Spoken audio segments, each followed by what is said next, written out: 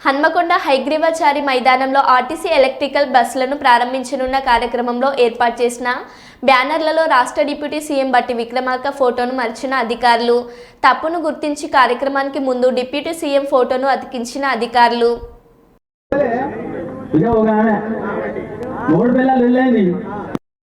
ఏం చేసినా ఎట్టున్నా కానీ మరి మహాలక్ష్మి పథకం అన్ని విధాలుగా అంటే ఆసుపత్రికి పోవాలన్నా ఇంతకుముందు మన పల్లెల్లో ఉన్నటువంటి మామూలు చిన్న చిన్న డాక్టర్ల దగ్గరనే పెద్ద పెద్ద రోగాలకు మరి ఏదయ్యా బస్ కిరా లేదు సగంగా వస్తాను కాబట్టి ఒక చక్కటి పథకం మహాలక్ష్మి పథకం. మరి ఒక సంవత్సరం లోపలే 116 కోట్ల మంది మహాలక్ష్మి పథకం ద్వారా ప్రయాణం చేశారు. మా అక్కలు మా చెల్లెలు ఈ తెలంగాణ రాష్ట్రంలో ఉన్నటువంటి మరి మహిళా సోదరి అందరూ కూడా అదేవిధంగా 4,000 కోట్ల రూపాయలు ఆదా అయింది వాళ్ళకు. ఏది టికెట్ కొనకుండా మరి 0 టికెట్ ద్వారా వారు ప్రయాణం చేసినందుకు ఓ చక్కటి పథకం మహాలక్ష్మి పథకానికి ఒకసారి సపోర్ట్ కొడదామా? చక్కటి పథకం కదా.